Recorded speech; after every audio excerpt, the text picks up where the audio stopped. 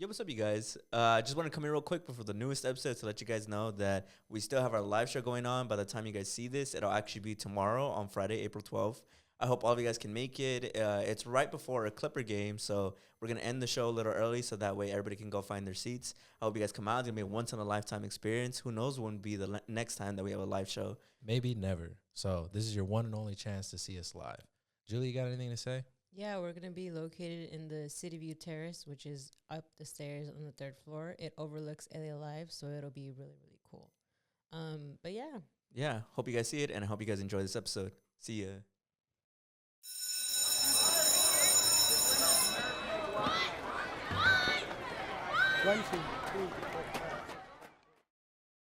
What's up, you guys, and welcome back to school. But don't worry, everything is cool. I'm your host, Jalissa, and of course, I am here with the boys, Steve and Brandon. Say what's up, you guys. What's up? And how y'all doing today? We're doing pretty good. I feel like playing, bro. Is it just me? I'm pretty excited to play a game. I'm feeling very playful today. Yeah, being very playful. All right, If only there was some sort of game.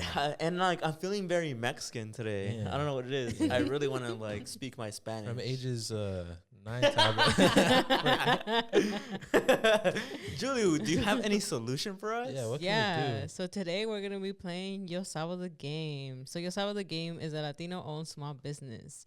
It's perfect for your summer games that are coming up. So you can find them on all social media platforms under Yo Sabo _ the game, and all the links will of course be on our description. So yeah, we're gonna be playing that today. You guys ready? I Yeah, am sure. more than ready, but it's a special type of Yo Sabo because you guys are probably tired of us always playing the same one because Yo Sabo isn't limited to just one type of game. Yeah, So there's we're like gonna- 3 mini games in the game. Yeah, so we're gonna be playing a special version called. Uno doesn't have that. That's true. Uno or Monopoly. What does Monopoly have? Prueba time. Do they? I don't know. I haven't played it. I actually have not. Monopoly is always the most boring game to me. The last But this one- isn't boring. The last Monopoly game I played was a Dragon Ball Z edition. What? Yeah. And you didn't invite me. This is like 2017. Bro, I've known you since we were 5. You Yeah, didn't true. invite That's me. true. That's true. That is true.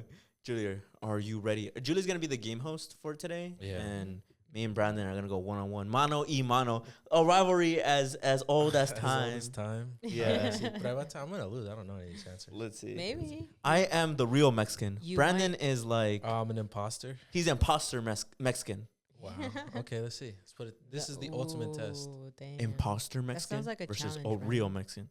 It does sound like a challenge. It is a challenge. Let's see if I can answer the All the bell. viewers at home, this is if he's wrong, he can no longer I can't claim. identify Oh, it's a as a Chicano. career versus career. Career versus streak. I have to leave the podcast if I. Career didn't get versus it. career. You can career versus identity. Mask versus career. Mask versus career. I have to leave the podcast. All right, let's get started. All right, let's go, All Julie. right, you guys ready? So, Prueba time. What is the name of the famous hot chocolate? Abuelita? That's crazy. I was warming up, bro. Damn. I was warming up. He It's is all good. correct. He's correct. It's all good. All right. What is the name of the drink made from hibiscus flowers? Jamaica? Oh fuck! It's cause I need a stretch, bro. I don't want to post something. I don't Wait, want to post I something. write this down. What are we doing up to? 10. Don't worry, bro. These are the Should easy we do ones. 10? They'll get to something like, I don't know, serious. And all Should we that, do up to 10? Yeah. So first to get 10? Yeah, I Yeah. guess so, right? Yeah. Are there 10 cards even? I think there is. What does it mean when you bite into a plastic You have to make baby? tamales. Yeah. I didn't hear the end of the. It's cause that's how much I know, bro. Bonus point if you know what day. It's the rosca? This is Oh, called fuck. But like Oh, the it's actual like- day, right? January. Is it February? Mm-hmm. You can't just name every holiday, bro. I mean every month. 10th? No. 9th? February 19th. 4th? February Third. 17th. 3rd? February 18th. 3rd? February 23rd. 1, 2, 3, 4, 5, 6, 7, 8, 9, 10. I gotta know. What It's is February 2nd. Oh. You're way said, off. I said 2. You said 3. I said 1, 2, You 3. jumped over at the end. All right. What design is usually found on heavy cobijas? Tiger. Oh, yeah. I'll give you that one. What was the? What was It says animals, but It's always a tiger usually. I thought they were referring to that. I know. I was about to say I I was like. gonna be like, what? I don't know what that's called. Yeah, I know. Like- There's a word for it. I Like forgot what it's called. rainbow? Oh, no, it's called something. Sarape, I think. That's what it's called? Yeah. I think. Ah, okay, host. I see why you're the host. That's why she's the host. Mm-hmm. All right. Sana sana. Colita de rana. That's cheating, bro. Oh, when he does it, it's because I'm locked in and I know it. I know it. When I do it. But I thought we had established that we weren't gonna do that. No, You know, no. since No, when I gotta pass. No, it's because no tag backs with me. I'm making up rules. Yeah, he's I'm making doing that little kid of like, no, actually, you can't tag me because you tagged me last game. Yeah. I unfroze myself. No. There's a time limit on being frozen. Yeah. All right. What is Selena's last name? ¿Qué tenía? What if I had said Gomez? Would that have passed? What if it was Selena Gomez? She is Mexican. Oh, I didn't even. I was like, Gomez. Is that? They're both, I think, from Texas. I thought that was. I thought You that was gonna see? be. What's her husband's name again? Oh, Perez. I thght you were gonna be like that was her husband's, and I was like, oh, I guess that's kind of. I don't get a half point for naming the other Latina Selena. Nah. Julie? Selena. She's the host. Gomez? Julie, what do you think? Nah. I thought Selena Gomez. Well, everybody knows Selena Gomez. But what's the answer on the card? Oh, Quintanilla. Well, there you go. But what's the answer in our culture? So you're saying Selena Gomez and Selena No, Quintanilla the same level? I said a half point, so at least halfway there. Nah, he just wants. He just wants to point. but It But- hit the rim, so like. Okay. I had one eye closed. What is the currency? Peso. Wait, what? Is that actually what it is? What is the currency in the Dog, country you can't you're- do that. Oh, I can't do that now. I can't do it now. My brain needs to hear the whole question. I need to. You can't win, Okay, bro. I think Brennan has 5 and Stevie you have 2. Watch this come back real quick. Fine What- then, bro. You want to play dirty? I'm about to play dirty. How's that playing Lie, dirty? cheat, steal. Alright. Eddie Guerrero. Alright. This is for him. What is the name of the famous after-school show that always revolves around Rebelde? high school? I don't know this one. Mhm. And you said it on Mhm. the podcast, the last one. Mhm. Damn. I've never seen that show. What's it about? It's about high school students. About rebelling, bro. It's like what's the American equivalent? What's a Explain in NBA terms. an NBA No, term? but Degrassi. It's like Degrassi I guess. Yeah. Yeah. or like Victorious. Yeah, it's like those type of schools. It's like Victorious because they sing a lot. Oh. Yeah. Explain. All right. NBA terms. Ready? Yeah. What is the standard cure or remedy recommended by Vicks? grandmas? No, wait, but grandma's? Sprite? When Sprite, you You know were Caldo? right the first time. Caldo? Vicks? I don't know. Yeah. Vapor Rub? Vicks? Mm-hmm. Vicks Vapor Rub? Vapor up. I remember. Yeah. Do you remember this girl in middle school? She said that her grandma would make her eat Vicks. I do remember. Yeah, I do remember. Yeah, and I remember being like, "Vicks, she's just poisoning you." dog." Hey, come on, bro. Don't fucking talk shit about I don't grand. know. Has anybody in the audience ever done that? Does that Did your grand make you do that? make you eat? She said that her. I don't know if it was her grandma. Abuelita. Yeah, she would make her eat a spoonful of Vicks with sugar on it. Hey, you never know. Maybe that's actually like you look it up and I'm it's gonna like I'm gonna look real. it up. Is, All right, is yeah. Vicks toxic? Is Vic? I think they're. I don't know. Because I don't know if You any can other. drink it. I don't know if any like other Latino medicine. parents do that. No, but no. She said specifically the Vicks Vapor Rub. Like eat it like a she'd spoonful. Eat it like a spoonful with sugar. I remember, right? I'm not making that up. I know. Yeah, I know what he's talking about. But it reminds me also the coconut. How some people eat like coconut oil and then they like swish it around their mouth. The consistency is very similar to Vapor Rub. They both are like But you don't- translucent white. But you don't eat it. You, No, you're not- no, you yeah. just swallow. You're just like, what is it like? This I would eat it No, sometimes. she said She would swallow it. She said a spoonful of sugar on top of it, and it's like a scoop of Vicks, and she'd eat it. That her grandma would make her. Let me hear what the researchers have to say about this one. It says never eat or swallow Vicks Vapor. The ingredients are toxic when ingested. There have There you been go. You're cases. welcome. There have been cases when Vicks Vapor Rub caused the skin under the nose to lighten. So it's like, I guess it's like a. Damn. It's like eating, I don't know, chlorine. I don't know. acid. Damn. That's crazy. But that's not So Vicks' remember- fault. They tell you not to eat that. So remember, don't eat vaporu. And you can credit us for saving your life. I genuinely wonder if that's just her. If that's people who are like, nah, They're I like, swear. nah, that works. Nah, that Maybe alcohol is toxic. maybe it And works because it's It like, helps when you have a sore throat. Have you ever had that? Have you ever taken a shot when you have a sore throat? No, but my dad puts it in like tea. Oh, really? Yeah. No, it's supposedly it's true because it's obviously alcohol and it's supposed to like if you have a virus in your throat, it's supposed to kill it. Supposedly, I don't know. That's a Latino myth. Maybe that's the thingy. Like it's Look- giving you a toxin, so it kills the toxin. That's what I was It kills thinking. the virus Look that too. up. Does taking a shot when you're sick see. actually work? Okay, next question. We're about Mark. to discredit some Latino myths. Does alcohol Uh, help with sore throat? Yeah.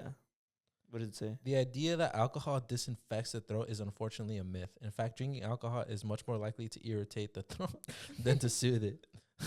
So it's a myth. But I it think- worked for me. I don't think. I mean, maybe it's not like it's actually doing it. I think you're just getting drunk, so you're kind of like You just don't feel you it? don't feel it. Yeah, I'm just having fun. yeah. So I I think it's feel you. maybe I that. feel you. All right, good. I mean, Ready? now you're gonna tell me the sana colita de rana doesn't actually Nah, help. nah, I won't even look That that one's up. real, I right? won't even look that up. Don't look that up. Yeah, I won't give him the satisfaction. Go ahead, Julie. All right. What is the name of the famous game show that aired on Saturday nights? Fuck, I don't know. Is it like 24 corazones? No. 12 Corazones is what you're thinking. 24. That I love that show. 12 corazones. Famous on Saturday? Saturday nights. I don't know. There's a hit. La Rosa de Guadalupe? No, there's already a. Game show. It's a game show. Oh, it's a game show. Yeah. There's already a hint in the question. A game. We say it again. What is the name of the famous game show that aired on Saturday nights? El famoso fuego. Is it like Sábado something? El Mhm. famoso. Oh, sábado. Sábado. Prueba, Sábado. I don't know. No, I don't know. What is it? Sábado Gigante. Okay, I have heard of that. I haven't heard of Yeah, that. No? I have heard of I that. feel like I've heard you say it one time. Do I get a half point for 12 Corazones? No. What? But that's cool that you know about that show. I used to, I used to genuinely watch that show like a lot. But they used to watch the show all the fucking time. I never watched was it. It's the one about- about the horoscopes, right? Mhm, Yeah. Yeah. Yeah. 12 Corazones. I'd be like, whoa, shit, for real? Is there an old lady in it? No, she's she's not, really young. she's not old, bro. Come on now. No, I'm sorry, She's really I'm young. sorry. No. Young at heart lady on She it? might be watching this. She might be like, oh. Oh, I'm sorry. I'm sorry, young at heart lady. Yeah, but I did like that show. Yeah, next question. Yeah, go ahead. All right. What is the celebration of a girl making her Quinceañera. I said it first. I said it I said- faster. Nah, I said I quince. literally said I said it quinceañera. faster. You say the whole thing. I said quince. I said so. You said the correct thing, but like I said it faster. I said it. I said quinceañera, and you said quince. Yeah, but that's why you were still saying era when I said quince. So I started saying I probably finished the What do you quince think? part. I don't know. I think that's valid. That's a valid for That- judge that doesn't decision. make any- That does make sense. It's okay. So Quince wait, hold is on, the hold on, same as hold on. quinceañera. I said quinceañera. By the time I said finish saying quince, you started saying quince. So you're by your logic, you're saying you didn't finish the entire word by the time I said the word you said. Julie, you're the host. You tell me. So you guys didn't say it at the same time? No.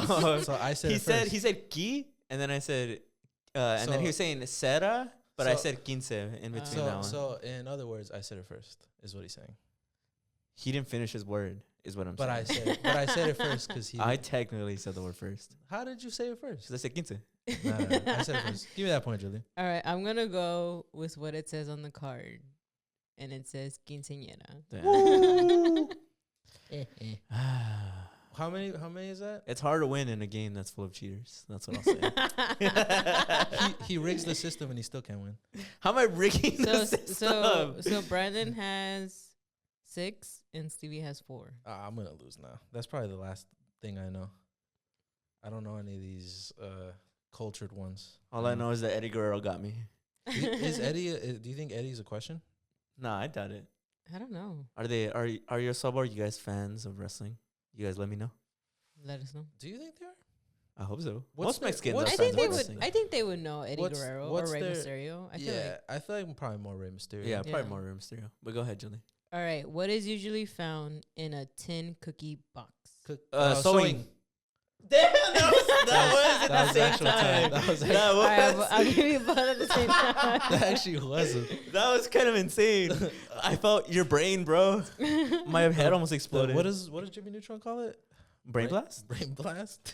What We had a nerd. vibrational synchronized What a nerd. That thought. guy. I thought he was cool. All right. According to your grandma, what happens when you walk barefoot? You're gonna get sick. Mhm. My grandma wasn't Mexican. She was Chinese, so Damn. Nah, he's got to pull out the like. It's actually kind of fucked up. You asked me. that was a little racist. You can't say that, bro. I'm sorry, but I just gotta speak up when when this wrong is wrong. when disrespect is presented to me. Yeah. I gotta disrespect back. I only respect people who respect me. So like, if I had said what she had said, would it have been wrong? Nah, I'm just kidding. She never said anything about. I didn't going hear it. I barefoot. didn't hear Bro, it. don't. She's the host, bro. She doesn't give a fuck. I know. She's authority. Anyways, Yeah. next question. Go ahead, Julie. All right. What type of dog is always Chihuahua. believed? Sholo? Okay, go ahead. Well, who said it? I said Chihuahua. He said Sholo. As Well, Sholo? it is Chihuahua, but do you guys even know what I'm about to ask? Well, he got it. I'll give him the point. What was the question, though? I would like to know. Because maybe it's like an interesting fact. It says, what type of dog is always believed to belong in a Spanish household? No, yeah, Chihuahua. Does that? What do they mean by that? Is there like lore behind that? Like there should like. I think people always just assume that Mexicans have Chihuahuas. Chihuahuas. Yeah. Latinos I would- always have Chihuahuas. I would give I don't know if it's on there, but maybe shout out to Yo Sabo. Just some critiques from Steve. I feel like I see more Latinos have huskies and I always I was gonna say the little like the poodle. poodles. Yeah, that's what I was gonna say. The little poodle ones now. A half point maybe.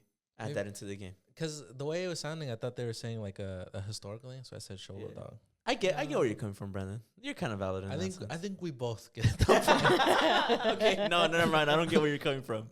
Should I give him half the point? Yeah. Bro, what the fuck? Also, Brandon can ask for a half point and get it, but the brown man. It's because mine was Racism, very bro. educational. That's why. All right, you guys are tied right now. You What's guys the both score? have 5-7. I'm gonna lose. 5-7? You guys both have 7. Oh, I was counting. It's because you used all the easy ones. I can't win anymore. let me see. What's the? Let's see if you guys know this one. Probably not. Pokemon are Oh, I don't always know referred by parents to specifically which Pokemon. Pikachu. Mm-hmm. that was an asshole. I've never seen Pokemon. Because I was be like, that's not fair. It's obviously Pikachu, but I feel like he wouldn't know. And then Pikachu, he just stole a point from me. That's the only one I know. So You should have said I it. thought he wouldn't know. I'll never be the good guy again. But I didn't know. I was an asshole for me. What is a common scary folklore character? La Llorona. Llorona. I said Yeah, first. he said it first. I'll give him that one. Man, I should have never given the fucking Pikachu The one. Pikachu one. All right, he's at 9. You're at 7. Come I on, need bro. luck You in- can I need come back. luck in- You I can need come luck in- back I need 3 to luck in. 1. Do it for your people. What activities are reserved for the weekend mornings? Soccer? Cleaning. I said soccer. What was the answer? It's house chores. Cleaning. Yeah. housework? What do you think? Half You're the point? host. You're the Half point? host. I You feel tell like me. half point. Okay, I'll give you a half point. 9.5. I feel like cleaning counts as a chore, but whatever. She's the host, bro. Don't question Whatever. God. You both agreed to the Don't half question. point. Right now, Okay, she is sure. God. Let me see. I'm glad I at least took it to game 7. That's my with a half point. Why'd you skip that one? You didn't think we know? No. Can I just know what it is? Just to know? I'll A ask later. freebie. Okay. No point attached unless I win. Then it'll count. Okay. All right, I'll do this one. And if She's you guys really don't get it, I'll scared. do this She's one. like, scared, my brother I'm for scared, sure I'm knows scared. this one. Wow. Ready? Are you guys ready? Yeah. Son Reebok or son Nike. I said- oh, it's a tie, so half point. Oh no! You didn't even What? say it right though. Nike. Also Nike. Son Nikes? Nike. Nike. Son Reebok or son So Nike? Nike. So It's the aw. rhythm of I the guess night. half point, which that means I would win. Whatever. He cheated. Oh no! I did the McQueen thing where I slowed down at the finish line to let you win. Because remember, I let you that Pikachu one. Sure. So Sure. I'm satisfied. See, there is I'm the people's one that champion. is what is the breed of the hairless Mexican dog? Cholo. But how do you say it? Say Cholo the whole word. eats Cholo Sweetie. eats. Well, he said it first. I still win. Name this TV show using know. these 2 clues: wind and flower. Rosa de La Guadalupe. Same time. What is the least used appliance in a Mexican household? Dishwasher. Mm-hmm. Dishwasher? What's the lore behind that? You They just don't use it. Yeah, I don't know. You don't I use it at know. You all. just don't use it. Do You you just guys don't have, use gotta- do you I guys guess have a 'cause- dishwasher? Yeah, we Yeah. do. Yeah, we Are just don't use dishwashers it. that common? I don't have a dishwasher. I don't know, but I just know that I guess like the manual labor of like washing your dishes. Well, because I don't have a dishwasher, but I would assume, I feel like, does it really get everything? You know what I'm saying? Yeah, that's what I hear too. That's it from my Mexican friends. So what was the final score? Right here. So the score was. It was like 10? 10 and a half and 7. No, Wait. because then wasn't the last Seven. one a half point? 7.5. 10, 7 and a 10 and half. 7.5. Ooh, I'm hungry. You said you're hungry? Oh, it's his tongue. He's like, I'm hungry I'm because hungry. I wasn't fed. Oh, Yeah, I this, wasn't this fed. was the other one. What The was one it? that I put away. All right. What was the secret ingredient that was always added to the carne asada? Onion? Green onion? Secret ingredient? Cilantro? Lemon? Green onion? Orange? Lemon? Secret Secret ingredient? ingredient. Love? Beer? I don't know. Yeah, a can of beer. Fucking do it. I don't know. I don't think that would have counted either way. We Beer? guessed way too We many times. guessed every single possible Yeah. possible thing. But that was Yo Sabo the game, guys. I feel like that one was fun. That was Yeah, it's a lot more than just practicing your Spanish. It's about knowing your culture too. fun. Yeah. What's the chancla ones? Those are you just get punished, right? You get a severe punishment I think, let me see. I was looking at them earlier. It just the players get to beat the shit out of you. with the chancla. Yeah. That sounds fun. Let's see. All right, redemption for Steve. Okay, so chancla. Sudden death. 1. Sudden death. Te cacharon trying to sneak out at night. What's the best excuse you would use to not get in trouble? I was wanted fresh Throwing air. away trash? I wanted fresh air. You wanted fresh air? Yeah. That's what you were saying? Yeah, it was hot. Is there no answer? Is it just no, like there's no answer. It's Oh, just so you like whatever- acted- Yeah. Oh, okay. which one was? That's kinda Which one's fun. better? If you were a mom and we're your two sons. Yeah, I said I was throwing away trash. I was like, I just wanted fresh air. It was hot. No, his answer is not working. I wanted fresh air because I was Sure hot. you did. Sure you wanted fresh air. Oh, yeah, but he was like, he took it upon himself to do chores in the middle of the night. Yeah. Sure. Yeah, that makes sense. Sure, That makes sure. sense. It's part of my duties. gracias, mijo. Yeah. Yes, sir. I win. What? But I actually do that. I do go outside for sure. But it's different, bro. Next one. Julie's our Mexican Alright, mom here. It says Biased. chancla. It says, bow wow, your parents didn't want animales en la casa, but now they love them more than you. List, list 4 Latino household dog names. 4. Lucky, obviously. That's definitely one.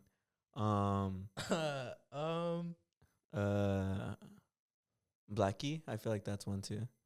I don't know. I feel like I've only ever heard like insane names. Oh, I've never really heard anything common. For girl, fuck, it's always like common shit. It's like Lucky is definitely one of them. That's like probably the Chico? most common. Chico? Chico. Oh, Bea. Bea is definitely a common woman dog name. I feel like I disagree that there's a commonality. Dog, literally everybody who's listening, tell me that Lucky and Bea aren't like the most common Latino dog names ever. Well, the one I've known is Fifi. I was gonna say Fifi, but I was like, I've never heard. But that's anybody like else. that was like back then. I feel like I Yeah. don't think people call their name their dogs like that. That's That's not old in. one. That's not in Yeah. anymore. That's like No. calling someone like Walter. Walter. Yeah, it's like you don't call people Walter anymore. I've only ever heard like insane stuff, like them being named after like Disney characters, and then Daisy. yeah, stuff like that. I've heard of Daisy. Yeah, right. Thank you. Thank you. All right. Well, that was Yo Sabo the game. Yeah. It was Yeah. pretty cool. But speaking of Pretty our cool? culture, Oh. no, yeah. Or speaking of our culture, so today's segment, or my segment, more for it, came about because recently with when we have Vanessa on, and then last week when it was just the 3 of us, we kept talking about inner child work, and I felt like we've never really explained or broke down like inner child, but because we are all Latinos, I wanted to kind of gear it more towards inner child work within us. So I wanted to talk about our parents, and I wanted to bring up, a lot of the times your parents may act irrationally or they may act a little off. So I wanted to bring up some signs of to help your parents out. if you see this in your parent, maybe you'll be able to see like some wounded child interactions. So here are some signs your parent needs inner child work. Or I named this actually specifically signs your parent has a wounded inner child. So it's really common in Latino households to really question why your parents act a certain way. Sometimes your parents act irrational and you are left just wondering why they're acting that way. But there are some distinct characteristics that suggest your parents may indeed be grappling with their inner child wounds. So here are some of them. One of them is your parent avoids conflict. If you ever feel like your parent is like trying to really not open up a wound or they hurt you in some way and they're constantly just avoiding the situation, it could be because they have an inner child wound where they felt like that happened to them. And because that happened to them, they never had any experience on how to handle that type of situation and it gets passed down to you. The second thing is your parent has a fear of being abandoned. Are you now an older person and even though you're older, you still have to ask for permission to go out? Or are you trying to leave the nest and your parents are constantly being overly affectionate with you and don't want you to leave the house, constantly still checking up on you? And that's something that I've heard a lot of people struggle. Right, Julie, even you, like you're 27, right? And you still feel like sometimes our parents can be a little bit too involved in your life. Yeah. Would you agree? Yeah. Well, because now that you're explaining that, especially that part of the abandon, I never, I guess, thought about it that way. Because I feel like I've always felt like at times I would be mad that my mom would always be texting me like, "Oh, where are you?" Mm-hmm. But now it's understanding that she does it for a reason, and I know that she does it because she's just really worried about us, and like she just wants to know that we're good. So I haven't like taken it too much to heart as much anymore. But before I used to be like, man, like why is she still like texting me? Like why can't I just be on my own kind of thing? But I know that it's coming from like a good place, and like now that you're saying that, now even more it's coming just from something that she probably just went through when she was younger. Most definitely. Yeah, that's a I think is the hardest to overcome is to understand that some of the things that really rub you the wrong way that your parents do, it's because it was done onto them. And it's saddening because specifically that abandonment, I think a lot of Latinos can relate to that because if it was passed down onto you, this like hardcore parent that like wasn't really expressive with their emotions, then obviously they saw that too and they felt that their parents were never really there for them. And so there's sometimes it could be overbearing and your parents can really try and overstep your boundaries. Yeah. And that's one of the signs as to why they might have a wounded child themselves. The third sign is your parents struggle to let things go. Do you feel like you've ever been in an argument with your parents and they held on to a grudge? They held that, they constantly brought it up in the future. They continue to always, make you feel bad for things in the past. That could be a sign of an inner child wound that they're dealing with. They struggle to really move on. I've heard stories of sometimes parents struggle to move on because they have this fear that their childhood is fast and fleeting, and so they struggle and they hold on to those things because in a way it gives them control over your own growth, right? Like it relates to the second one that I was just talking about, where because you're growing up and they're constantly being overbearing. It's mainly because they want to keep you as a kid, and there's probably some familiarity there, or there's some stuff that you offer them value if they still see you as like a small kid. So if your parent struggles to let things go, it might be because, again, there's a wound in that inner child. Number 4, your parent fears being vulnerable. This is one that's a lot more common, and I've heard a lot of people in our culture struggle with. Talking about our feelings and talking about how someone made us feel, whether it was directly your parents or somebody else, is a very difficult conversation no matter which culture you're a part of. But specifically with Latino parents, there is that common stereotype of the father in the household being hard headed and being hardened in their feelings and having this shell kind of on them. And I think that's one that a lot of people can relate to. Would you say, you know what, I'm interested to hear about your dad, Brandon. Would you say that your dad has been very vulnerable with you? Obviously, if you feel comfortable with sharing. I'll just say I don't think my dad is ever cold to me at all. No. I not even think I know he's never been like that. I think my dad just comes from. I think I like the way I view it is he talks about his parents, right? And he says they were very like strong silent, and they wouldn't really tell you anything unless you asked them. And one of his biggest regrets was that he never really asked them questions, because I think everybody kind of has that like, oh, my parents will just be around forever. Obviously, you know. So I think he's open, but I think he comes from like a time where you got to take that like initiative to be like, you want to know. I don't know if I have the like, what's the word? I don't know why that's like maybe older generations don't feel like, what's the word? Like they don't take they're not able to express their emotions. Not that. I mean more like they don't really take the first step in like. Oh, and so they don't take the initiative? Well, like your parents, right? Do they ever sit you down and be like, oh, let me tell you a story about this, this, and that? They probably wait for you to ask them.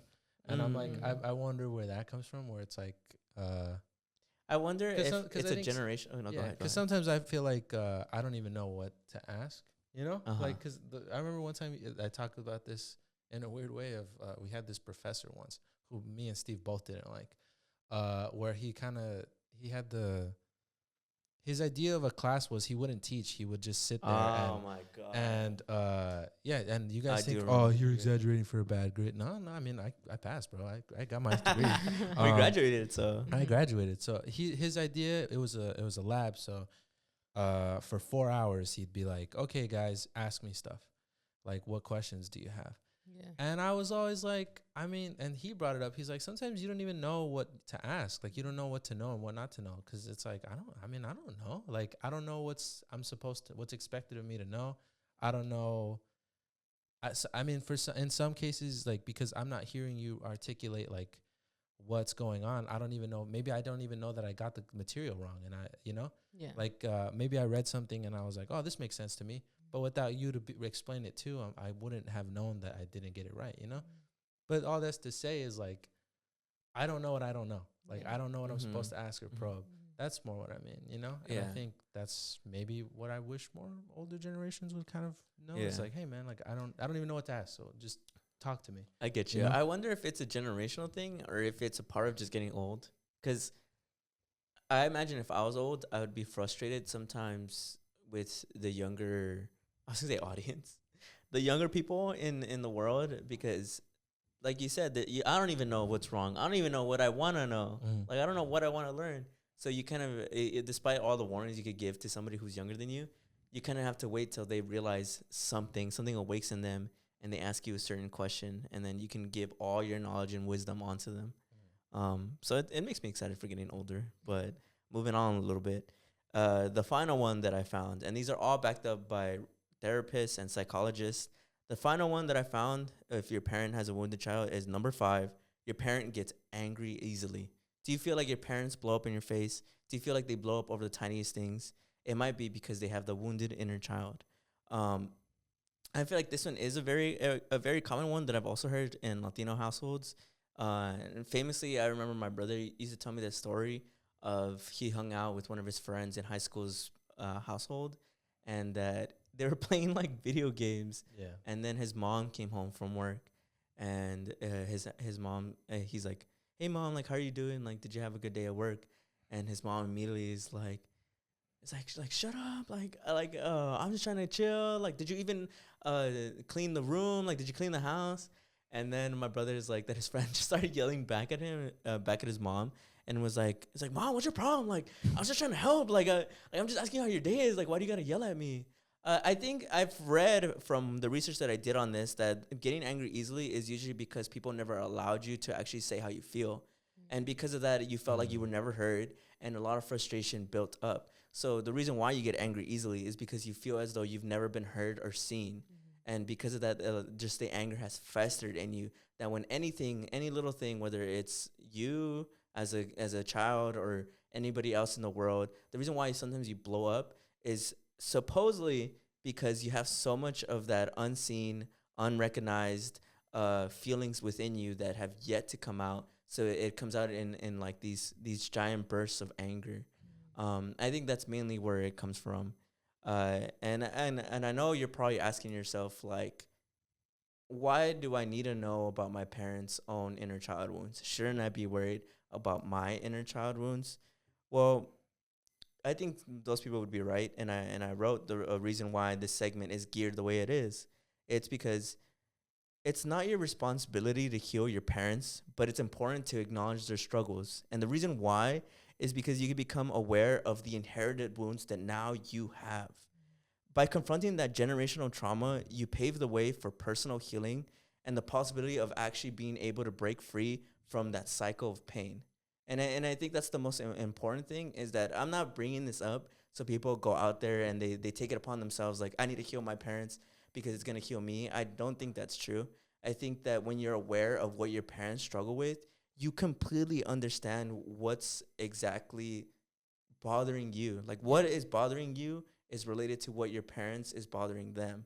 Um, and I guess I had this profound thought when last week where Vanessa was talking about like some of the things that she feels like she struggles with, and I started thinking about how like I wonder if anything that I struggle with on a personal level comes from my parents and then their parents. And I started thinking about generational trauma, and I think about like hurt people, right? Yeah. We've talked about that this whole time, and as much as you love your parents, you can't take it on yourself to really heal them. But once you better yourself, then it somehow like fixes your relationship with your parents. I don't know if you saw that clip. There's this recent clip of Gabriel Monte. Somebody in the crowd asked him like, a doctor. I think he's a doctor, right? Do you know who I'm talking about? Gabriel Monte. The Doctor, like, how do I make my parents understand the pain that they've caused me? And you know what his response is? He's like, you don't. You just you work on yourself and you better yourself and you fix all those things that are within you, because when you fix the things that are within you, all the way your parents treated you and the way that they interact with you, it'll hurt you less, and therefore it'll aid and fix the relationship that you and your parents have. They don't, as much as it sucks, and I know it sounds harsh, having them understand the pain that they caused you isn't important. What's important is you understanding the pain they caused you. And I thought that was so profoundly deep, because I think it hurts, it's hurtful, but I think it's a hurtful truth that'll lead to some good. Yeah. And I think that's what my segment is mainly. That's the I don't know, the quote, the thing, the whole reason why I wanted to talk about this is that it's a hurtful truth that will lead to some good for you. But yeah, I wanted to now just discuss with you guys. Was there anything that you guys particularly thought of while I was going through the 5 signs of having a wounded inner child parent? Was there anything that popped up in your head? Well, because I was thinking about that, about how you were like, oh, are you telling us this to kind of like, I Fix guess our further, parents? yeah, like fix our parents, or like kind of further like understand why they are that they are. But then, yeah, once you like started telling everything else, I was like, I feel like this is more to reflect on like ourselves, because Yeah. I feel like I was kind of reflecting, especially at the part about like parents getting angry, because I was just like, I feel like I always get angry about things, or I always get easily, I guess, mad about certain things. And I feel like I understand now that that kind of comes from like how you said that like a lot of our feelings just weren't heard out.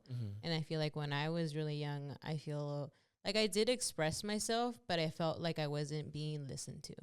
And I think that's why now that I'm older, I feel that that's why I get angry, because I feel like I'm still not being heard. And whether that's with like my parents, or like that's whether in like my relationship, I still feel like the reason I get so easily, I guess, angry is because of that, because I felt like at a young age I never really got heard by my parents.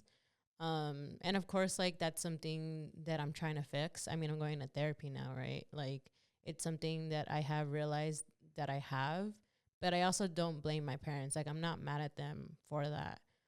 'Cause I also, that's the other part of me understanding that like my parents went through a lot. Like my dad didn't really have, you know, I guess the proper parents to raise him. Yeah. And like my mom also didn't have that either.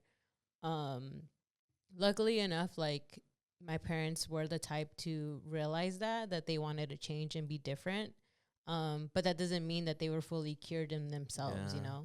know? And again, I think because I already had that realization early on, that I kind of understood the way that they were, and I didn't blame them for what they were doing either. Like I guess to us. And even then, like still thinking about like what you were saying, I was like, I feel like I know that that's just more me understanding the way I am now and not turning into those parents that are like angry or like are afraid to like be vulnerable or like don't let things go, like, or feeling that abandonment. Like I don't want to be that type of parent. I know that like you basically like saying all those things made me realize of like what I don't want to be, and kind of me changing myself. I know that's harder for other people because there's other people who probably went through way worse things than what we kind of grew up. Like in the scenario of like always fighting with your parents because they always get easily like angered. Like you understand that, and but that still makes you mad that like she still treated you in that way when you were a kid, you know. And I understand that it's hard, but I think it's more reflecting on yourself of like, what can I do to avoid that with like within maybe if I ever have a kid or within just my relationship. 'Cause it really does affect you a lot in just your daily. But it just made me think like that, Yeah, those I kinds of get you. things. Sometimes it makes me scared to have like a kid, and maybe this is a universal experience, but I wonder all the invisible things that affect me, because I can speak out and say that I don't think I had the most traumatizing childhood, and I don't think I've had a bad life. I would say that I've enjoyed my life and I've been blessed to have a lot of privilege in my life. But I wonder if there's invisible things within me that I would pass down if I did have a kid. And it kind of boils up this fear of like, if I do have any frustrations with my own self-esteem, my own psychology of the way I interact with the world, and I never overcome those feelings, am I just going to pass that down to the next generation? Like, is that just now going to be this weird gift? You can't even call it a gift. This curse that I pass down to my kids. That's what I think about whenever I do research for this type of shit. But it reiterates the importance of learning and overcoming anything that you struggle with. Because right now we're young, you know, we're in our 20s. Yeah. We still got a lot of time. I mean, unless we have a kid like within the next year, but. For the most part, I think that we have a bright future, and I think anybody out there who's making the effort to try and better themselves has a bright future.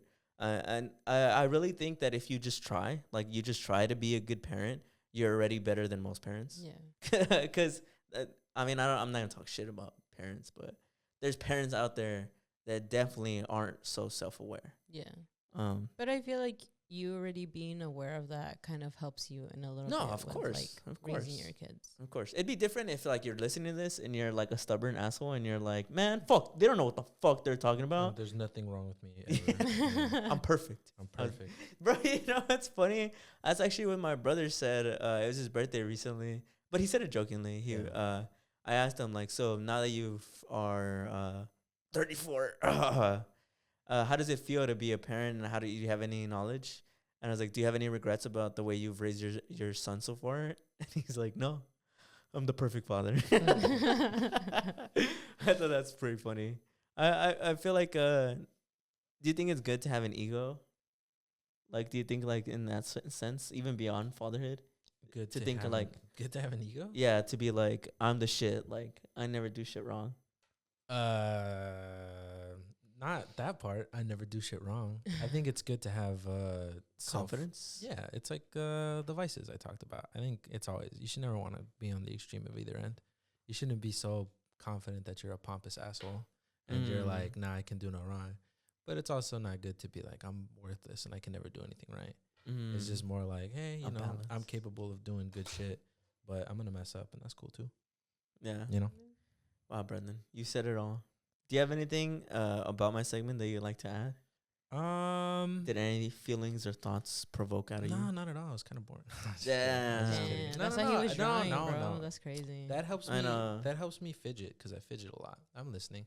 I like the part where you talked about Gay Romante because I saw that clip too. Remind me of it because I'm losing my train of thought. It was the one where somebody in the audience asked him, how do I explain to my parents that everything that the way they treated me really hurt me? And then he's like, you don't.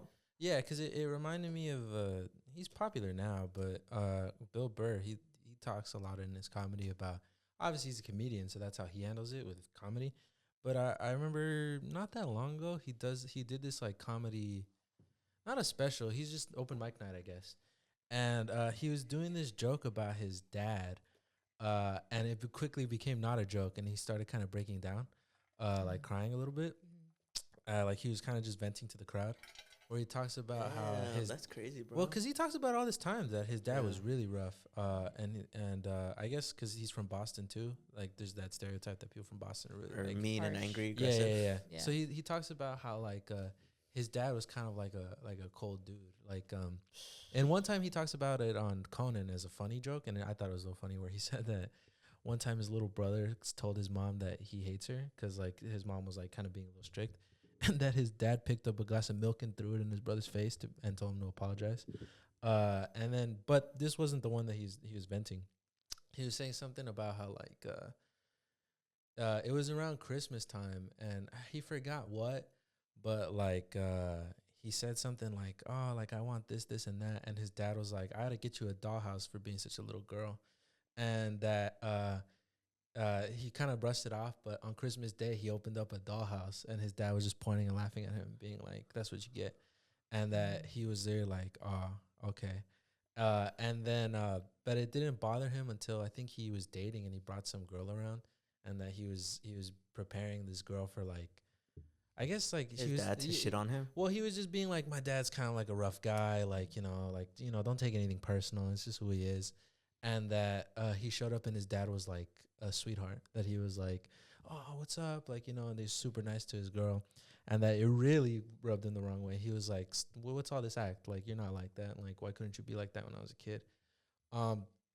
And to bring all this around, Bill Burr talks about how he's got a daughter now, and like having that experience makes him super hyper aware because he was like, he made him realize that like, oh, like every time he does something that maybe hurts his daughter's feelings or this and that, he was like, it puts him in that frame of mind where it's like, well, to me, what I just did, I'm not thinking like that. Like I'm just like, it might, even if it wasn't intentional, it's just a part of my day and it's not the biggest thing in the world. But when you're a kid, that's your whole world. Like you're learning, you're growing. So that moment for maybe the adult was something just they probably don't even remember. That's why I think when people talk about like when they bring up shit to their parents, they're like, I never did that shit to you.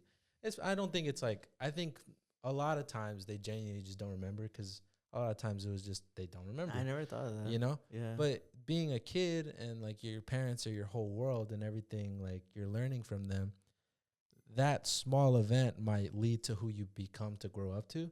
Like with Bill Burr, right? Like I'm not gonna speak for him, but like let's say just in another like scenario, let's say your parents were kind of like fucked up to you and they were like, oh, you're this, and that. Maybe that one offhand comment, maybe they said it once or twice, they don't even remember it. But then you grow up thinking like, maybe I'm just not shit because that one time my parents told me, So I think it's interesting that Garamate brought it up like that because it's like, it's an interesting like perspective because it's like, I guess if you spend all this time trying to be like, nah, remember, like you did this, you did that, they just don't, like they probably just don't. And hopefully it wasn't intentional, it's just, it wasn't like that, But I do agree. And I think that's a pretty profound take to just kind of like, just fix it in you. Cause they're never, you're probably hurting yourself more trying to get them to realize. Yeah. Cause then it probably makes you feel like, damn, like, am I exaggerating? Like, was this not this and that? So I think it's an interesting take from him. Well, it's also like, I guess, understanding that some people's actions, sometimes they don't really like see how much it hurts you. And I think as a parent, you're like how you said, like you say a comment, but to you it doesn't mean anything, but to your kid it means a lot. Yeah. And it's kind of like those relationships, right? Where some action or some word might be more significant to one person than the other. Yeah. And that's like across the board too. Like I think, like I don't know, like I don't know every intimate detail about your guys' lives. Like what if I said like some offhand joke that to me genuinely was a joke, but it hit a nerve. For some, like it's something you guys are genuinely insecure about, and you're like, fuck, how did he know that? Like, does he see that on me? Did this and that? Yeah. And so I think it's just an interesting what do you call it, like observation to see How Yeah, it's 'cause different paths. I imagine Yeah. it's a little empty because I'm thinking about like at least what this conversation is kind of like, I guess tickling me like in some ways when specifically Bill Burr's story. It reminds me of something in my life, but I imagine that it could be also very empty to go up to this person and be like, I just want this person to understand and feel every single painful thing that they did to me. Like, I just want to show it to them. I almost want them to experience it. Like, I want them to understand, but at least because of me, because I feel like I can relate very heavily on wanting that.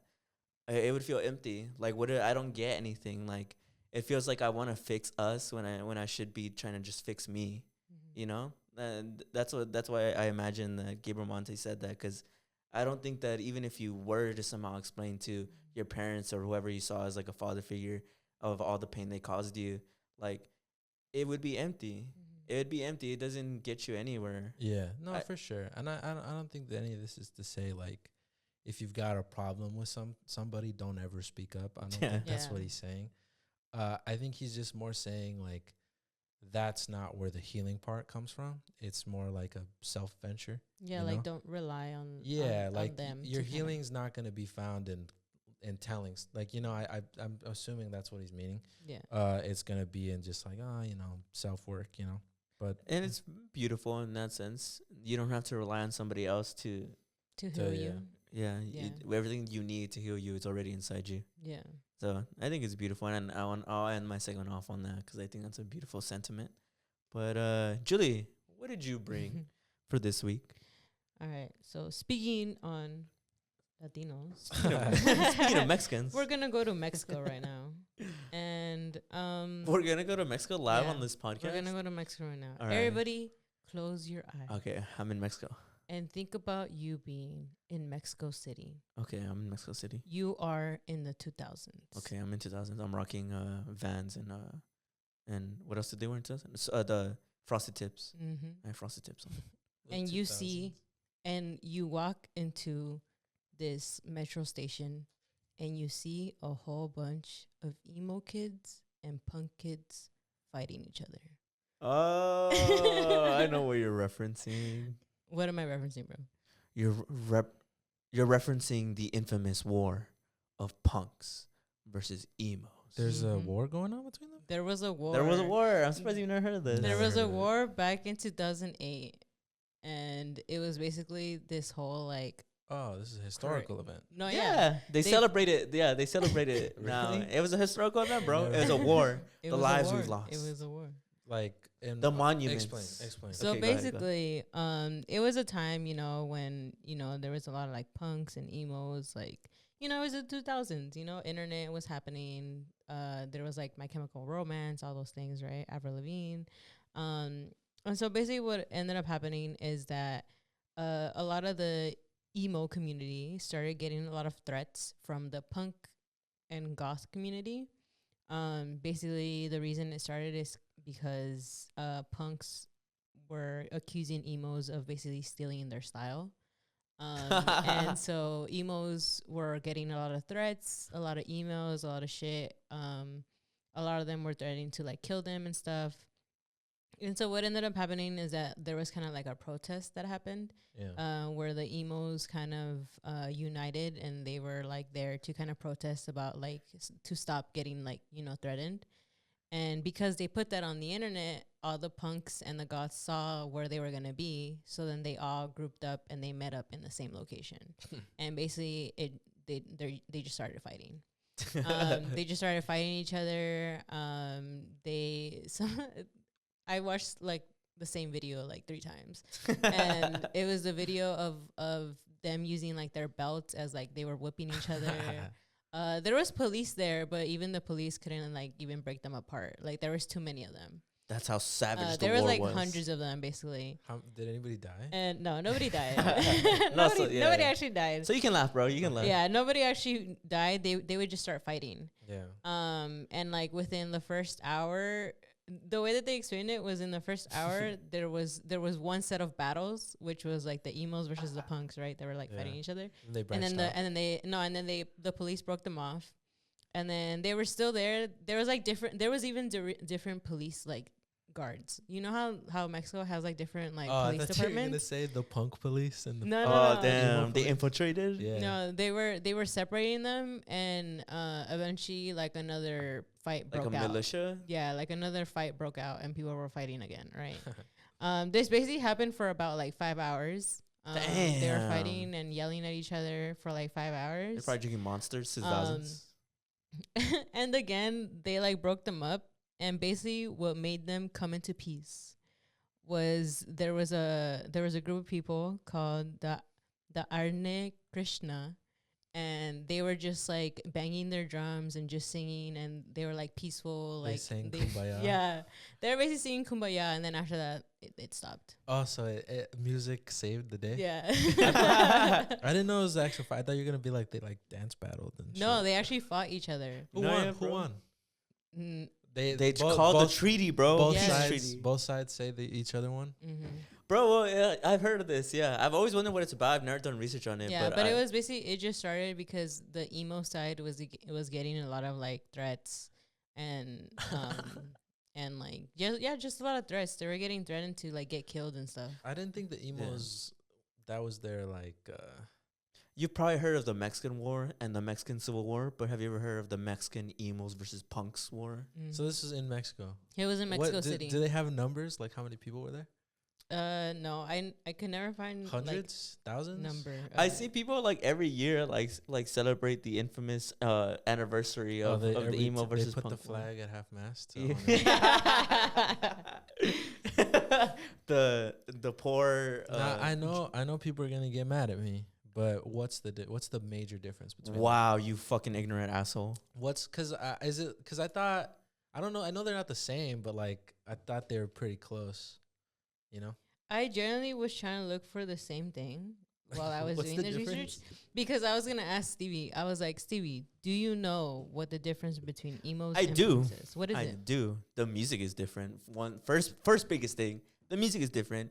Emo music is very rock-esque, but it can be slow and a little bit more They were saying that emo music is I a thought lot you more. asked me It's to a lot explain. more depressing. So is Yeah. it like For sure. is it like emo is Deftones and punk is Nirvana? Punk is Misfits. You would I would say Misfits. Mhm. Okay. Yeah. Okay. Although Emo's yeah, Deftones, right? yeah. No. Deftones is shoegaze. That's what I know it as. But I like don't know if it's what emo? emo. I know, but what emo emos is enjoy more that? like welcome to the Black Parade and fucking what's the name of Welcome to the Black Parade, the people who made that? You know what I'm talking about? I thought you would know. I thought you would know Who you're talking because about. you're I feel like that's the type of music you were listening to. I was an emo. You were an emo. My and sister was he's an a- emo. I was an Oh, emo. I was a punk. Seriously was a That's why punk. you guys know so much. That's Yeah. why you guys know so Yeah, much. it was like a Civil War in the house. Oh, you were talking about My Chemical Romance. Yeah, My Chemical Romance is like emo. They're emo. Yeah, they're emo. Nah, Yeah. I never had either phase. That's funny. I never noticed that, huh? I never noticed that either. Yeah, Brandon. Wow, you're right. Yeah, I was very punk-esque And I was very emo. Yeah. I remember. No wonder it all makes sense. That's why we were always fighting. And Brandon, what were you? Normal. He's gothic. I was good goth? one. You're gothic, bro. Nah. You're goth. What? This was not goth at all. He's more like oldies type, like. I think I was just Brandon. Yeah, according to the internet, this is what it says. It says early emo bands were hardcore punk bands that use melody and emotional and introspective lyrics, and they were less structured than regular hardcore punk, making like emo bands like aggression, anger, all this stuff. I don't know Yeah. what that means. but- That peace treaty is the reason now we have emo punk bands. Mm. Nah, I'm just kidding. I mean, Well, I guess I thought it was kind of like this, where it's like, is one of them like the branch, like the big tree, I get and you. then one of them's like a branch, like a subgenre. They're like subgenres. like cause yeah. because you know how all tortoises are turtles, but not all turtles are yeah, tortoises. I think they're Like both shit like that. subgenres of rock. Oh Yeah. Yeah, Oh, they're so- both subgenres okay. of rock. Okay, that makes sense. So Yeah. Well, because they were saying that it was the emos versus the punks and the goths. oh, there's a third party. Yeah, there's goths. Oh, Yeah, what you did know they how call in them? World War II it was like the U.S. versus oh, it was Germany. the Allies and the Axis. Yeah, yeah, yeah, and but, then- like, okay. U.S. like Germany had like Japan, and then U.S. okay. had like Yeah. okay, okay. And then what was funny was that a lot of the articles and a lot of the videos were like we couldn't tell them apart. Right? Man, what that's I'm saying. insulting. I felt that was a No, little yeah, offensive to them. because But she was hella emo. Because I remember before we spoke, she You were she would very never emo. say a word to me. Mhm. Even though I was always at your You house. had the bangs too. Yeah, she did have the bangs. You have, like, that's, black that's the nails. contact picture I have for you. Was you in Wait, the which truck? one? You in Let the me see. truck? The one. Dude. Wait, which one? Pull it up, please. Wait, which Edit one? it. No, I Edit wanna it see into. it. I want to see It's it. the one where you're Uh, taking a selfie and we're in Mexico and you're wearing like Valentine's hat. Do you want to see it? Is it that one with the hat? Yeah, that one. Yeah, It's it's the the one, one where it was- that you posted for my happy birthday. Yeah. And I put in Jack Where do you Skellington. have that? I gave it to him. Bruh, I gave it And to him. that's no your- fucking way. That's your contact photo. Bro, that's a good picture of you. What do you mean? It really gets your essence. Yeah, because when you would call me at Camp Flogna, I'd always show up. That's fucked up. That's bro. your. Yeah. That's fucked up. Bro, please edit it into the I'm video, not- no, I please. You won't gotta do show her. I won't everyone. do her like that. I Come look the on. same. I'm telling you guys that I don't right think- now in this video, I look the same in that I'm just wearing a black hat. At least show it here. See if they can. They can't can see, see. but you could probably see. Yeah, you They can see. can't I see. know which picture you're talking about. That's not even my hat. That's my brother's hat. Who, Valentina or Yeah, Steve? Valentine. And then you were peak punk in like high school. Yeah. When Like, he- I when have you my had your- homies. When you had your like your Lincoln beard. And Shut you, up, and bro. you'd wear boots all the time. I didn't. You know what's crazy? I didn't have the Lincoln beard on purpose. I just would shave here, and I just forgot. I guess that it would grow here. The Lincoln beard, that was an interesting era. Yeah, I would always wear boots. You too. should bring it back, bro. The Lincoln I was beard. no, fuck no. That's my punk era. I'm and done. then you had your little white Oh, my white streak. Your Oh s- yeah. Do you your s- remember that, Julie? your skunk I line. did my Oh, yeah. skunk line, my punk skunk line. I'm dead. Yeah, it's mainly because the I homies were had punks. the highlights and stuff. I mean, I still did my hair. Yeah. Like now I have it like blonde, Mhm. and I keep telling people I'm like I feel like I'm in my Avril Lavigne phase. I was poser punk though. My homies were real punks. If you were emo and you were punk, what was your older brother? He was like, he was in a rap a lot. Yeah, so he was a rapper. He was a cholo. So what happened? So He was how did you guys? Where did that come A from? different era, bro. He's like almost 10 years older. Do you than think me. you got the punk from her being emo? Maybe, but I feel like at least my brother, the reason why he was like a cholito and why I was more punk, I feel like we were very influenced by like LA at the time. I would feel like when he grew up, the scene was very much like that. Like Was it Jeff Romanticizing. Hardy that made you? yeah, it might have been wrestling, yeah. Jeff Hardy. And then for me, there were so many punk shows like in LA at the time. I mean, I'm sure there still is now, but when I was in high school, it was just extremely popular here in LA, and they were all nearby. So that's what I got influenced by. I think Usually? I got influenced By by her like, emotions. by my emotions, and I think when what is it? Is it Evan? I always call Evan him Peters? Evansons. I Oh, always for- Evanescence. Evanescence. I always forget how to pronounce their Evanescence. name. I found them in a book because it was a book about like ghosts and stuff. And her in the book, her boyfriend I think dies, but he's like still haunting her. And he like starts playing music, and he starts playing Evanescence. And I was like, I want to know if that's an actual song. So Wake then I me looked for. up. So then I looked it up, and but they were You know what I'm playing. talking They're about. playing My Immortal in the the book, and then that's how I kind of just discovered Oh everything. no, else. I was gonna sing that. I still hear your voice. So what year did this when you happen? sleep." The epic battle. Oh, 2008. Oh, so in your heart, who won? The emos. In her heart, in her head, in her delusional head. And in your heart, the punks won. In reality, the punks are. I did not think the emos were the fighting types. Punks is still around. Emo, not really. Punk music is still around. I don't know. I feel like emo's still around. I feel like emo's alive and well. In your delusional head, maybe. I don't know, cause shoegaze is big, and I feel like Shoegaze. shoegaze kind of. I don't know. I don't think it's emo, but I It's very so- somber in that same way. I get you. Well, because shoegaze gets associated with the melancholy wolf, and that to True. me feels emo. The melancholy wolf. I know what you're talking about. Yeah. Julie, did you bring something else for this week, or? Yeah. So the continuation of Mexico. Did you guys hear about the Mexico bands being banned from the beaches? I did hear about I this. did actually, hear, yeah. Did you That's guys hear crazy. about the protest that they had? I did not hear about that. They had a protest? No. Yeah. So basically, because of the fact that tourists were complaining about how, you know, they want soft music to like watch the sunset. So then eventually what ended up happening is that a local hotel owner suggested limiting the time and place where bands could play. Hundreds of musicians started protesting. So Oh, nice. there was like hundreds of musicians walking up and down the streets and playing banda music. Oh, really? And basically through that, they reversed the whole abandoning or, yeah, like basically banning banning bands from playing at the beaches. Why did they ban them in the first place? It was because white Because people complained? because tourists were complaining about it being too loud. And again, like they wanted to listen to like peaceful music as they watch like the sunset and shit. Isn't that at fucking resorts. insane, bro? I know. All That's this- insane. all this I don't know if you demand. guys Such have a ever classist seen. thing. There's a video. It's like a whole bunch of like old white people, sitting at like a resort, and then there's this guy playing like the guitar. I think he's playing the guitar like softly or whatever. And then in the background, you just hear a banda like start playing By the at beach, right? By the beach. That's the famous one, right? Yeah. Yeah, I've seen that one. And then they were like that's kind of like the comparison of what they were talking about. Mexico's in such a weird place right now, bro. I generally think so because I mean the peso's going up and the dollar's going down. Mexico found a lot of natural resources that's gonna make the country economy a lot better. They're gonna have 2 women presidents. Well, they're not gonna have 2 women presidents.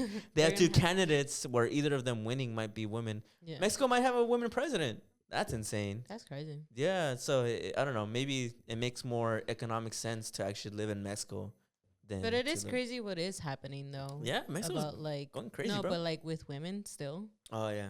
Oh, the like, mayor they got that murdered. yeah, because That's there was crazy. already 2, no.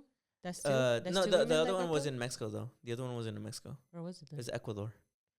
No, but then one was in Mexico and one was in Ecuador, no? Yeah, one was Yeah. in Ecuador and one was in Mexico. Yeah, it's crazy, bro. So That is crazy. we'll Is see it time we we'll see move what back? happens for the presidents though. Yeah. Well, I was wondering if this is gonna be a common thing where, let's say 600 years from now, it's just a history where people either immigrate. How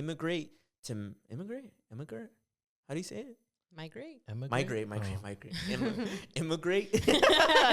When people migrate to the United States or they migrate back to Mexico, and in 600 years, it's this common history where people are constantly jumping, like they're switching countries, and just because for some reason the economy seems to sway that way. Yeah. But I just think that's insane. I feel like Mexico has a bright future, but I guess with anything, right, there's still a lot of pros and cons to it. And I always find like an ethical concern with talking about this because I also don't want to like continue to, right? Because the gentrification of Mexico is making for stuff like that to happen where they have the social economic power to be like, I don't want these bandas in the beach, so get the fuck out, get rid of them. Yeah. And then same thing with the tacos that we talked about, sauce is getting less spicy. It's weird because it seems like it makes economic sense to move to Mexico, Yeah. but then there's all these displacements that are happening too. Yeah. So I don't know. It's a very big gray area. Yeah. Yeah. Well, because even the I think they said that they interviewed the president on like what his thoughts were about the people like banning them, Yeah. and he was like, like, why is that an issue? Like that's what they use to like feed their families. Mm-hmm. So he's like, I'm for them protesting. Like they have a right to protest. Wait, the president of Mexico said that? I think Why so. didn't he step? He didn't do anything. I mean, that's what he said. So and they didn't ban them anymore. No, I was gonna bring it up. I don't know if you heard about this, but supposedly the Mexican government is thinking about doing a white deportation. Oh, interesting. Yeah, deporting U.S. citizens back to the United States. Ironic. Yeah, right. That's what I'm saying. Like, I think Mexico, just like all around Mexico, is like in the craziest place that it's been in our history. Like, it's becoming like. It seems like the United States is going down and everybody's going to Mexico to the point that Mexico is like, you guys are fucking up our culture and our economy, and I need to keep you guys out of here. That is kind of ironic because they're like, nah, bro. Like, what happened? I thought we weren't cool with each other. I thought y'all hated us. Yeah. Why are you guys coming over here now? Yeah, it says President Andres Manuel Lopez Obrador, said Monday. This is how they make a living, and besides, this is a long-standing tradition. And for that reason, they protest and managed to get it reversed.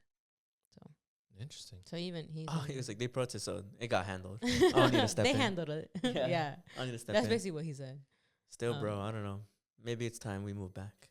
Maybe it's time we followed in our parents' footsteps and immigrated to a different country. Question. I don't know what's going on with me today. I don't know. I'm off. I wish there was like a neutral area on the planet where you could just go and there's nothing there, you know? Canada. No. And like then I zoom mean, into the. well, because to I the was globe. thinking about that, but like that practically couldn't happen because then like let's all right, like hypothetically, right? Let's say there was this giant landmass in the middle of nowhere, Mhm. like Turn the planet, Joey. Turn the planet. like so right that way there we can see. between America and between Africa, right there in the middle. Oh, I of- get you. What ocean is that? North Atlantic Ocean. Yeah, in the middle of the Atlantic, there was a giant landmass, and no government was there. There was nothing but just animals and stuff. And if you wanted, you could just go there and do nothing. But I was like, that wouldn't work because then people just care so much about like power that they'd be like, well, this is mine now. I get you. And so I'm like, that sucks because it's like, I wish I could just go somewhere and not there technically is a place like that on Earth. Antarctica. Yeah, and But Antarctica. that's not fair is because unclaimed. it's on. You can't live there. You know, like there's nothing You can if you're rich. Maybe one I day just don't- make enough money I to don't- build like a bunker. I just there. don't think that's fair. I don't think that's fair. But I don't know. We need Superman or something in the world. Superman? What do you I mean? wish Superman was real. Cause I was like, How that's- he well, would build it or what? No, because I was like, if there was a true neutral zone in the world, somebody would have to enforce that it's neutral. Like, you know, like let's say like it was a neutral world. What's to stop somebody from going there and being like, well, this is my country now, and anybody who lives here works for me. But don't you So think then that? somebody would have to enforce that that can't happen. But wouldn't that make Superman a fascist? I guess, but who knows? Well, if he's like cool. Would that make him? If he's like governing it, no, obviously governing is a strong word. If he's more like enforcing it, then technically yes. But I mean, if Superman's a good guy, he'd just be like, I'm just making sure nobody messes with it. But in theory, he would be like a dictator. Well, what about God? I don't know. Is God a fascist? Jesus, I don't know. I don't know. I get you, bro. I get you though. One day we'll build. Because I don't know. I don't like how involved I am in everything. I don't like how. What do you mean? Like I don't like that. Because like I don't know. Like think about like paying taxes, right? What pisses me off about not necessarily paying taxes, but more like when people talk about like free healthcare and stuff, and people are like, "Oh, you just want like free handouts and stuff." I'm like, "That's what do you mean? I pay taxes. That's not free." You know. Mm-hmm. So I'm kind of like, "What are you talking about?" Because at this point, it's like I'm just paying someone to protect me. It feels more like a mafia. Like I'm paying for protection, but like from who? From you? I don't like, you know. It's like, why the fuck? Or like wars and stuff. I don't want to be in a war.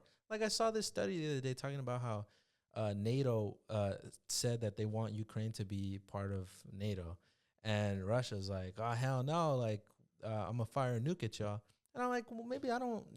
Maybe You're like, what does that have to do with me? Maybe I want to say like that affects me. Maybe maybe I want to say, or maybe you know the fucking 7 billion people on the planet want to say. Yeah. Why does one guy get to do that? That's why I'm like, I kind of agree with that take because I've thought about that. I've thought about that too. I'm like, these countries that have beef with each other is like, I literally don't give a fuck about that. Like, Yeah. why am I gonna get involved? Like, why am I like just by association involved with those conflicts? I just hate that it's these one or two fucking 80-year-old guys have problems with each other, but then they take it out on like the little man, like the civilians. the civilians. They like shoot down hospitals. Like, what the fuck did we have involved? Yeah. That's why I'm like, man, I wish we could go somewhere where it's like Nobody's in charge. But like human nature is that somebody would want to yeah. be in charge. Somebody would be like, no. I'm like, why though? Like, what? That's Why does my presence bother you so much? Like, you know? I Why? get you. Nah, that's valid. Yeah, that's valid. I don't know. Maybe I gotta go to another planet. Maybe you go to Mars when they make you. When I don't you want. should go to Mars. I want to stay It's here. gonna be the same. I don't know. You're very pro Earth. I need Jesus to come back if he's real. Jesus. If he's real. He Yeah. used to save us. But if he comes back, he has risen since Sunday. So If he comes back, what? but when he comes back, it's the end of the world. It's Revelations, or are you Or saying is it the start of the world or some shit like that? I forgot what they told us. And welcome to Bible Club, guys. I forgot what they told us. Bible study. Welcome to Bible study, guys. we're gonna talk about our love for Jesus. I don't know. Jesus That's interesting to me about human nature. That like He's just looking at the world and yearning right now. I know. We have a globe, guys. By the way, I don't know if I've acknowledged that, but we finally Can have they a globe. see it? Yeah, they can see it. They can see it. Look, we're right here. Mexico's a fascinating land. Yeah. A lot's happened there, man. Yeah. The dinosaurs got wiped out. You cut me off by 1 second. I was gonna say that. That's Do you think interesting. that's why a lot of spooky shit happens down there? I think Wait, the In dinosaurs. human history, a lot of weird shit has happened the in Mexico. asteroid that wiped out the dinosaurs hit Mexico, In Yucatan. the Yucatan Peninsula. Yeah. The giant Yucatan. crater there. There's a giant crater. Well, there. I'm fascinated. I don't know. I think those lands are really interesting. Like I think Africa's really interesting. That's where life started. Mm-hmm. And I think that's really interesting. But I think Mexico and like the Americas is really interesting too. But it kind of sucks that they wiped out it's horrible they wiped out the indigenous people, because it'd be like, how fascinating would it have been to like pick their brains about history? Yeah, You know, like I agree. what went down, like what Yeah. they saw, that all that kind of stuff. Because it's like Yeah. interesting. Neil deGrasse Tyson calls it the most significant moment in human history is when the Columbus old showed world up. came. Yeah, Columbus came to the new world. He said it's the most significant moment in human history. That like above anything we've ever done, that was like the most important moment. Well, because we were separating, right? We were. Yeah, but it then we it really makes you see how dumb, or at least how it could get you really frustrated about human nature, because what you just said about wishing that you get some type of like wisdom from the indigenous people, the fact that they also burned like a lot of the things that they learned, like bro, the Mayans had figured out the Maya, I'm sorry, excuse me. The Maya had figured out calculus, like, right? yeah, like a lot of things that the old world that had been around for centuries as a civilization hadn't figured out yet. How did they figure that out? It wasn't fucking aliens. Aliens is a dumb, like, whenever you blame anything on aliens, I always think that's a dumb colonizer thing to do. Like, I think Yeah. that's a colonized mindset to always be like, the aliens helped the Egypts. I think that's like a super, super like offensive thing to say, that you can't give credit to these indigenous tribes that they did it. So I wonder how the fuck they did it though. Regardless, like it is still a mystery. I'm like, what the fuck? Well, no, I'm sure No they one wrote ever it down. know. I'm sure they wrote it down. And they Well, even burned the way it. that they built the pyramids, like in Mexico and stuff, Mhm. they always talk Well- about how it like reflects the sun and all But that. like, no, yeah, like that, the precision and the math it takes, because it doesn't do it now because the pyramids were made so long ago that the stars moved. But the pyramids of Giza are aligned with the stars. Yeah. But like, I forgot what and even just building the pyramids, like they say, like if they were off by even like a fraction of a fraction, the pyramid wouldn't even like that's incredible. I'm just curious at how they do that. I don't know. What's that crazy stat that's like Cleopatra is closer to Betty White than Cleopatra was closer to the pyramids? Yeah, That's insane. there were still mammoths on the planet when the pyramids were being built. Yeah. That's wild to me. I always wonder, yeah. I guess we'll never know. That's another thing I always wish. I wish I could see like all the animals. I'm gonna say the scene. Are we mind blowing usually? I hate white people. I wish I could see all the animals that existed, because that's You hate interesting me? to me too. Because like did you guys know this about horses? Horses used to be native to America, but then they went extinct. But then they got reintroduced when they Really? I did not know that. Mhm. No. Yeah, Wow. horses used to be in the Americas, but they went extinct. I don't know why, but I don't know, climate. whatever. What interests me too is the American lion. Oh yeah, the American lion. Well, because that's interesting. Go to a museum, bro. I really, everybody listening, go to a fucking museum. Well, because that's interesting to me, because it's like elephants, right? Like native to Africa, but they had their North American counterpart, the mammoth, the woolly mammoth. Mhm. You know, or that's I don't know. I think that shit's really interesting. But I think so too. No, I think so too. I specifically okay. This is the last thing I'll say because we're getting really sidetracked. Yeah. But it's fascinating, bro. I really encourage people to go to a museum because what else is insane is the common knowledge that is known by researchers is not common knowledge to everybody out there. Like the thing you said about horses or the American lion, there's probably a good amount of people out there who don't know of that existence. They don't know any of that is actually like true and has been proven, and we have bones. You know, and what's crazy to me is that there's so many things that we've discovered that the general public has yet to discover. And that Yeah. means both in museums and both in like whatever the government has discovered. I think though, I was thinking this right now. Is people should write stuff down more. I know we live in the digital age, but that's not tangible. Like, what if I think something's What if the gonna power happen? went out? I think that'll happen one day. The solar flare Something turns like everything that. off. I think we should etch like some like really important stuff into like a stone or like a piece of gold or something, and like bury it. Well, that'd be pretty good. Yeah. I've heard that's what scientists say, that there could be what is it called? Is it called a solar flare, No, or what's it solar called? flare. It's just a giant EMP. Yeah, that like the sun could one day just radiate this certain type of radiation that turns off everything. Well, I think what happens is the I don't. I think we just don't get hit with ones that are big enough. But it happened in like the 1800s. But this was back when we basically had dick. We only had like the fucking, what's it called? The Telegram. Oh. But they exploded. Like when like they would explode, like the solar flare was strong enough to explode. People say it would be okay, but I don't know. Think about that. Think about if everybody's phones just turned into a bomb. Think about how many people on Earth would die. I don't think they would explode. I think that's just like, Because I'm what thinking happened like, then. damn, I'm wearing agree. these headphones. Yeah, and they everything would just pop. electronic explodes. I think though, I remember Sheesh. seeing that like if something happened genuinely, not outside of the solar flare, but like if something happened to where all of our digital stuff or like the electricity, like we lost it, maybe it was like an EMP or some shit like that, we wouldn't recover. Like we're too Dependent. dependent to where we wouldn't be able to recover. Like, well, I mean, in theory, if everybody like worked together, but I mean, you saw. I mean, leaving the world behind is about. I mean, is you basically saw, about you that saw what happened when we had the opportunity to work together the last time. So pandemic. yeah, Yeah, but moving on, Brandon. Yeah. What did you bring? You're already yapping. yeah. Let's hear what you brought. What you brought for. I was gonna say her name, but in retrospect, I'm like, maybe I shouldn't. I feel like I don't know. We're not like. no. doxing We're her. we're not doxing her, but there's something well- about it where it's like, I don't know. I feel All like right, don't say your name. it's Just- it's this person. We talked about it when you were in here, when me and Steve were just doing But there's been an the update. show.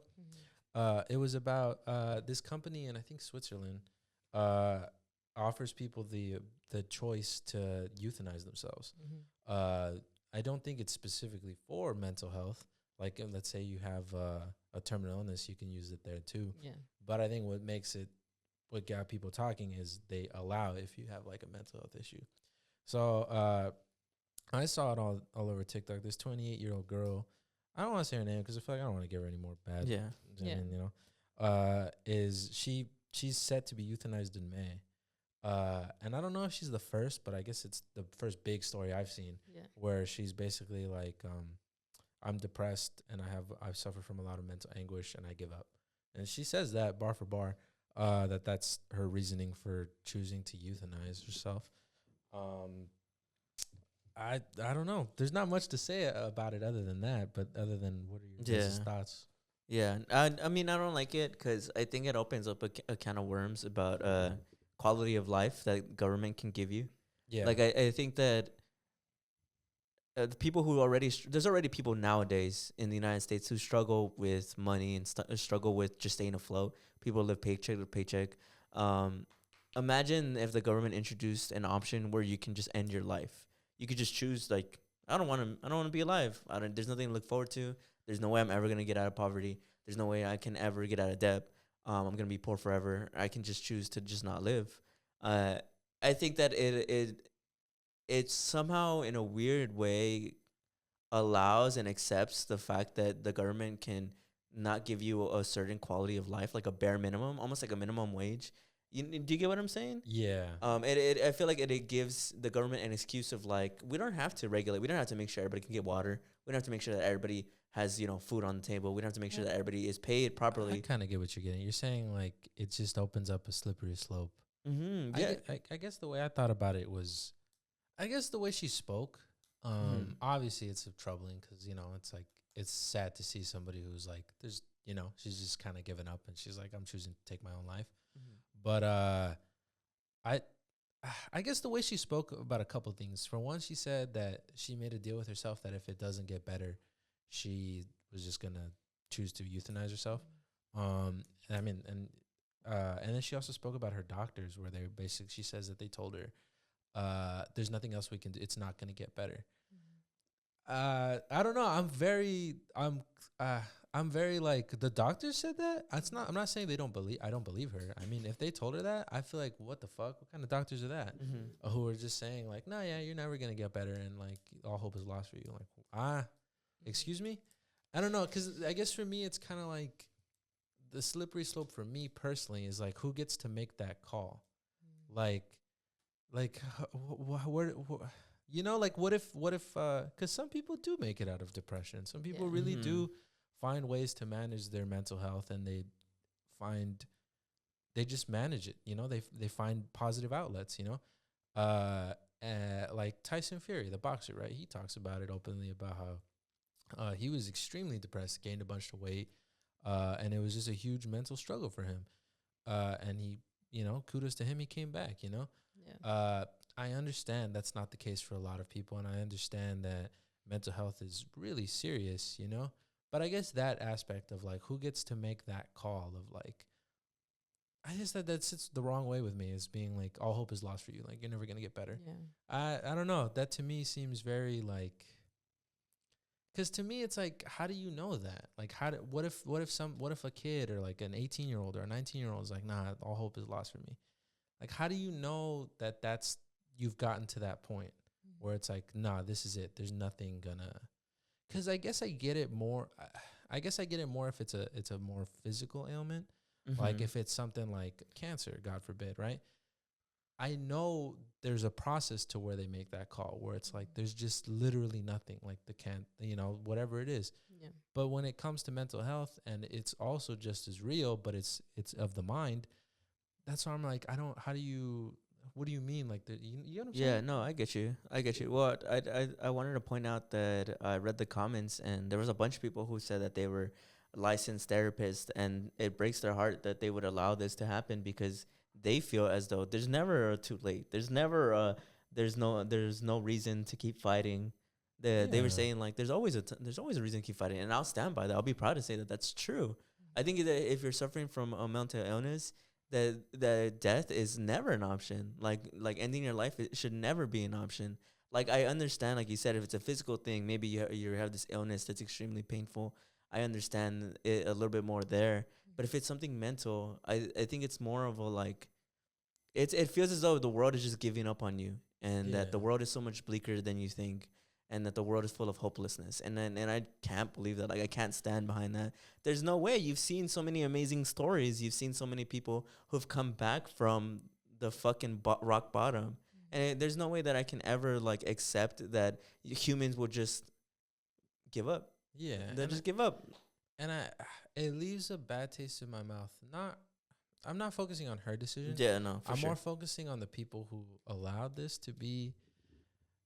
Because it's kind of like saying, like, yeah, you're right. Like, we got nothing for you. And to me, it's more like it sets, I don't know what, but I guess I think about the effects of other people, right, who see this happening, and they now have that in their heads of, oh, that's a viable option now. You know?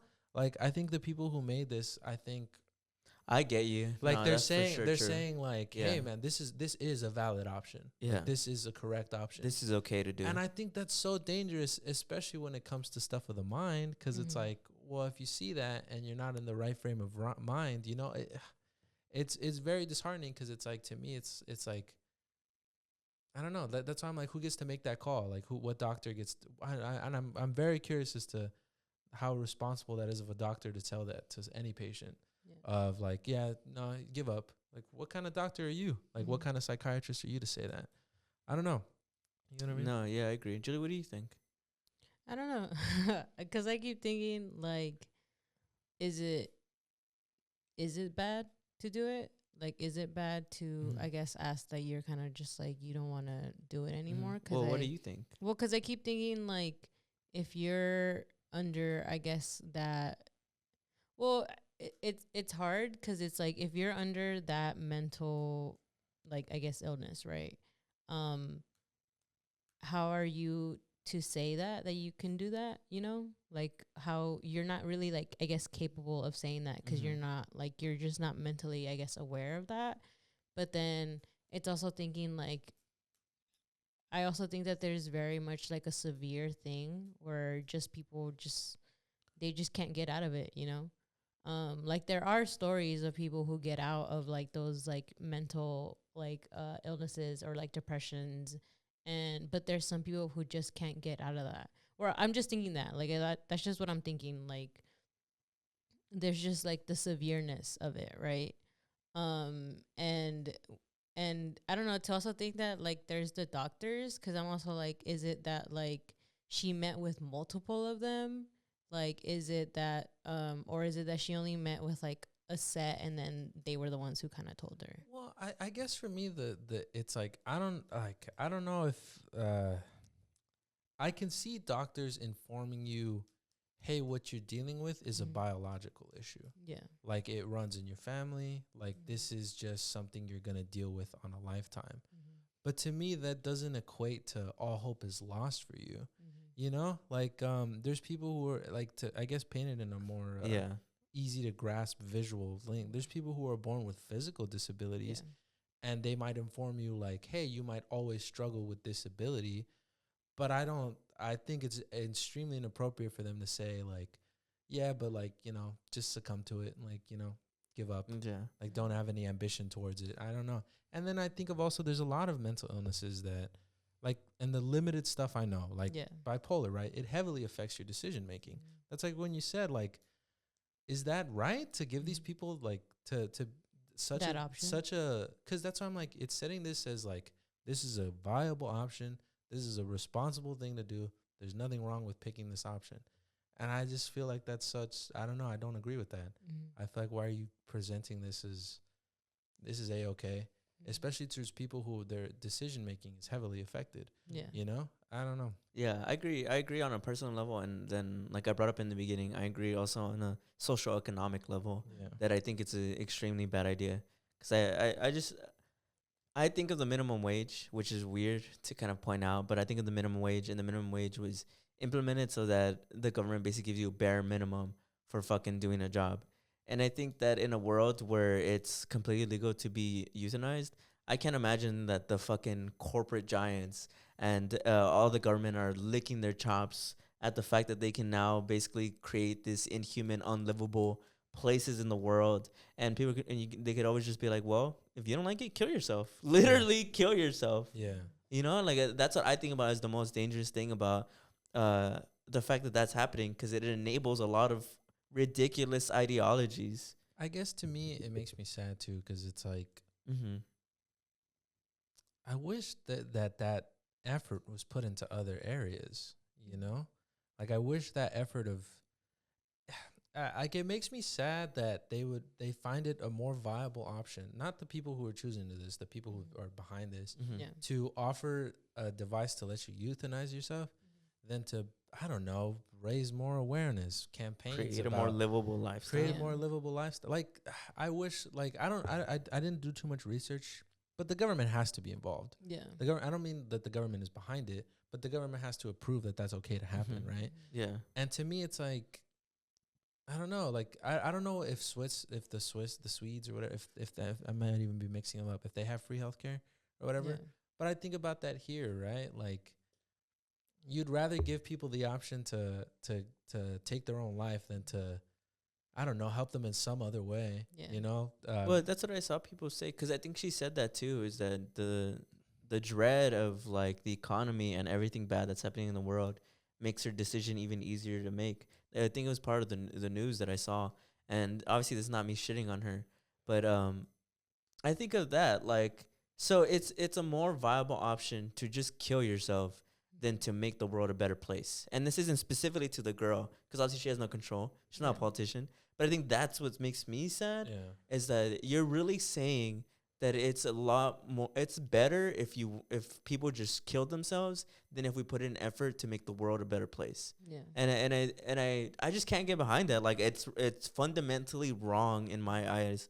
Like it seems like something that if this is the what's the word? Like something that'll change the world, right? That this is just the first in an event that's going to change the world, where maybe people do kill themselves. I'll always feel like a shitty person if I didn't have a problem with it. I think it to me, like, I guess touching on your note is like, I'm surprised people I guess, in charge or with more influence aren't looking at this and saying like, damn, people would rather die than live in the world we created. For real. And I think that's alarming. I think it just says so much. And I think it says a lot about that. I think it says a lot about our understanding of mental health. I think it's far more serious than people give it credit for. Because I know, like, believe me, I keep up with, everybody talking about take mental health seriously, but I still don't think it's anywhere near what it needs to be. I don't think people are as aware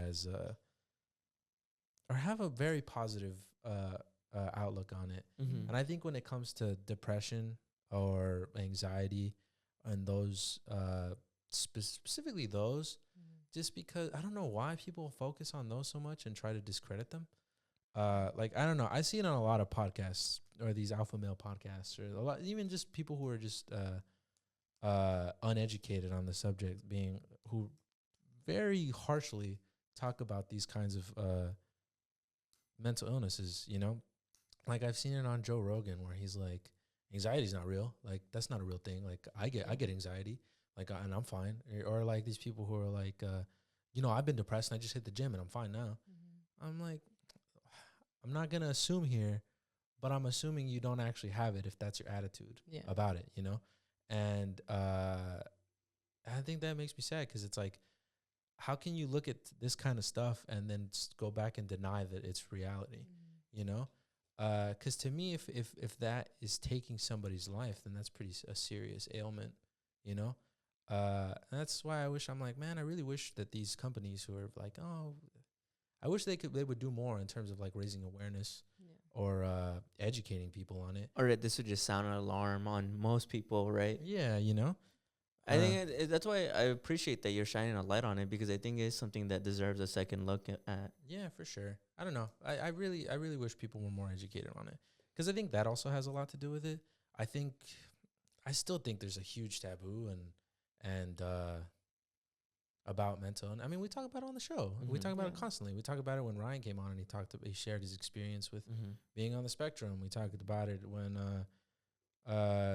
Latino parents don't really believe it's real or that kind of stuff. And I'm just like, man, I really wish people would take a look at this and be like, well, maybe it's time to, reevaluate how we treat this kind of stuff. Because now that it's kind of a viable option, or like they're treating it like, go ahead, take your own life. Here's the tools. Go ahead. Just disheartening. It should have more importance right there, because it has consequences. Yeah. Well, isn't it that she's gonna do it through like doctors and stuff? I think is it the same company? I do not know. She's gonna be, I mean, she's medic. I think they're. Oh yeah, she's not just gonna She's not just jump off a bridge or something. Yeah, she's doing it medically. Well, because the only thing that I guess I also kept thinking about is that how she gave herself like a timeline. Yeah, that's the only part where I was kind of like, I feel like with that it's a little hard, because even then giving yourself like a kind of like a timeline kind of already sets you to kind of fail. Just because if you're like, if I'm not better in a year, then like that means I should do it. But I feel like a lot of things really do take time Sometimes for sure. they take in a lifetime, Yeah, like, and I feel like it's just I'm having so many thoughts where I'm just like, I don't know if doing that is right or wrong, because I understand what you guys are saying of like if somebody taking their life, but I'm also like, but if somebody doesn't want to live anymore, I feel like I don't know. I feel like they don't want to be miserable, There's people who I guess also have like physical stuff, and I feel like if you have that physically and that in like, not saying that it should be the answer, like that's not what I'm saying. I'm just saying like some people just don't want to live in those struggles of having that extra, like if you this is just like a scenario. This isn't exactly what I'm saying, but like if you don't have a leg or something and you're like, I don't want to live my life like this. Like, I hate it. Like, I hate how I can't physically do things on my own. Like, I'm not saying that that's, like, the ultimate, like, answer. But, like, going through those things of, like, going with the doctors. Which that's why I say, like, with the doctors, like, I feel like that's really, like, weird because it's like I feel like to get to that point you should go to multiple ones, not just like 2 or 3 or like 5. You should go to like multiple people and see if this is the answer. And I'm not saying like the same thing with like the leg, right? But it's also like you can't tell somebody to stick through life through that if they don't want to anymore, you know, like if they don't, because that's their life, that's not yours, that's the life that they're living, and they don't want to live that way, you know. And the only reason I say this is because sometimes like I've had these conversations where like I'm in scenarios where I'm like, if I lose both my legs, right, I don't want to live in a wheelchair. So I'm like, so if in a scenario like that where I'm in the hospital and they're like, it's either we remove her legs or she dies like that, I'm like, I'd rather die because I don't want to live a life where I don't have both my legs. Like, I'd rather just be dead. So, you know, how is that easier than like somebody who is asking for it, you know? And I get that this is different because it's mental illness. And again, like, No, I get there's you. like the mental capacity that you can have to, I guess, ask for that, which is why I say like with the doctors, I feel like there should be a lot more research on it. Like, for sure, I agree that there should be, because like, again, like, I'm not saying that that's the answer and that she should do it, right? Because I feel like, again, she put herself on a timeline, and I feel like there's always a lot more time they can give yourself than like what you officially plan. Because again, like, I think it's also bad that we don't pay much attention to mental health, and which is why we're at this point where it's just like, oh, we'll just do it. But it's because like nobody pays attention to it. Like, nobody puts a lot more care into like mental health. And I think that's why like it's even more of like, it's harder to kind of like analyze everything because there's not that much to it and people don't take it serious. And No, I so get then what you're that's what I saying. was kind of like thinking, because Yeah. I was like, I feel like you can't tell somebody to live a life where they're not happy anymore, you know, like that's their own life. You're not living in their misery. You're not living in that life, you know. And I think that's what I kind of just kept thinking, like, Yeah. you're not living in the misery that they're living to, whatever it is. I don't know. I don't know this person. Like, I don't know what the woman went through. Like, I don't know anything about her, but it's just like, but I still feel like there should be extra steps before leading to that, I get you. to I that get you. path. But Yeah. that's why I'm like, I don't understand who gets to make that call, because they say it in the news report that in some cases it's offered to people who there can be something done, you know? That's why I'm like, I'm very conflicted, because it's like, who are you, like, who gets to make that call that there's nothing left, like there's no more hope for you, or that it's untreatable, you know? Like, who's to say? I'm not, again, not her. It's just more like, I don't know what she's done or how far she's gone or whatever. That's her business. But who's to say? I don't know. Somebody who's been dealing with it for not that long, who's only been dealing for a year. It's like, nah, I don't see any way out. I've tried therapy, and that's about it for me. There's a lot, like, I don't know. That's why I'm like, how do you, like, who gets to make that call that there's nothing left? Like, who gets to make that call that there's lots of, like, there's stuff. There's always something more, I think. And that's why I'm like, we can sit here and debate all day what her decision, but I think, to me, it's more, I have the bigger issue with the medical and the people behind this who are promoting this as a reasonable option. You know? Yeah. Because, like you said, with the timeline, you know, it's like there's a lot of ebb and flow in the mental states, you know? Like, you know, you could be happy tomorrow, you know? Who are you to set I don't know. I just think it's really interesting. Yeah, I get what you're saying, though, Julie, because that is difficult, because they're the ones experiencing, like, it. And do we really have a right to tell them that they're wrong about wanting to take their life? But I guess I find it difficult because in my life, where I've been surrounded by a few scenarios where somebody did want to do that, I never supported them because I didn't feel like that was the correct answer. And I don't know if that's selfish, because I wanted them in my life and I don't want them to take their own life. But all I know is that they didn't do it, and they're around still experiencing. And as long as they're around, they can maybe get better. But I do think that it's like a super hard gray area where I'm almost compelled to say that there's not really an answer. There's not really like a way to see if whether or not they're allowed, like Yeah. they have that responsibility. Because specifically when it comes to mental illness, right? Do they even have even if they believe that, are they even like competent enough Yeah. to really make that decision? Mhm. But who's to say that, right? Who's to Yeah. say that them? Yeah. You know, like, and I think it is a weird gray area, and it's a difficult conversation. And I get you. It's more angering though that That they're allowing it. they're allowing it. The Yeah. medical field just was like, well, just make it happen though, so that the option is there. So I just think it sets the precedent that like, or it gives people the idea that yes, that's okay. Mhm. These doctors did it. Because I think medical, and because it has to do with like the body and stuff, they set the precedent of what's okay or not. Yeah.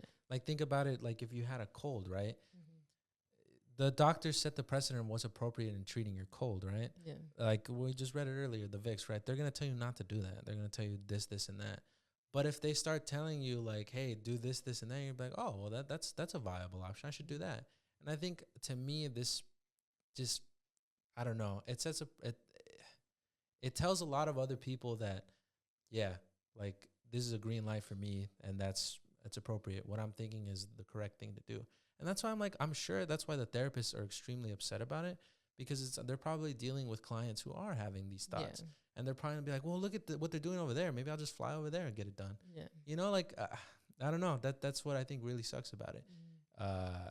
Man. I get you. Oh man, but I mean, I'm glad you brought it up. It's a really important and significant moment that needed a second viewing, Yeah. and I also appreciate you, Julie, for kind of pushing back a bit, because I was trying to, I didn't really understand that school of thought, but you kind of explained it and really helped me.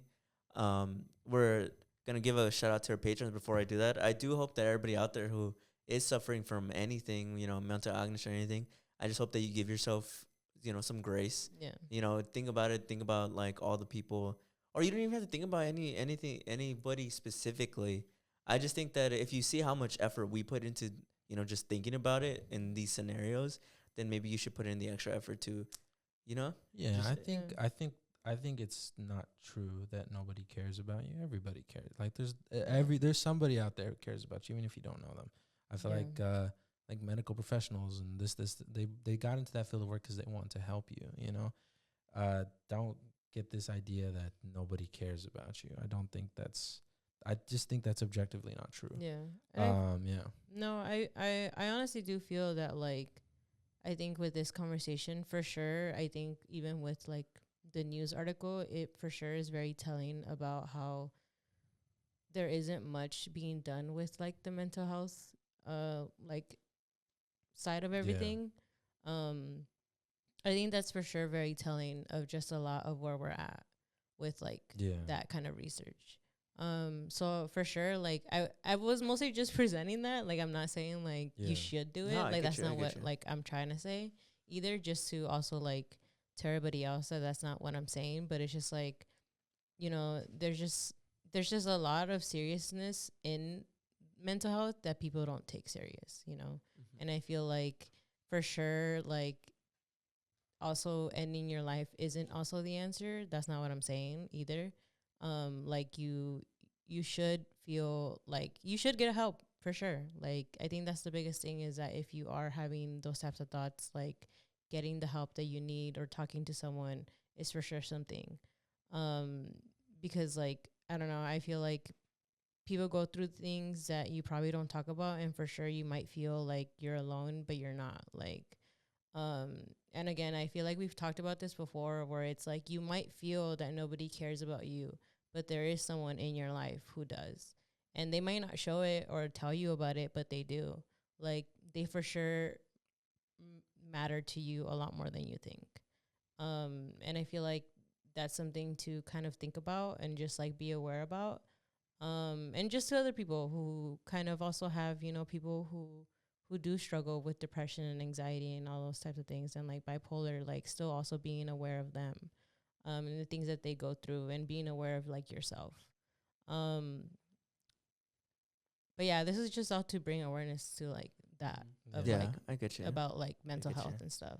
Yeah, but I hope that you guys at least found some value in this episode, whatever it is, even if it was something small. We're gonna give a quick shout out to the patrons, and then we're gonna call it a week. I still hope beyond the serious conversation, you guys can have a beautiful week and a beautiful day. Sometimes uncomfortable conversations are needed, so I hope you at least found some type of joy in that. Yeah.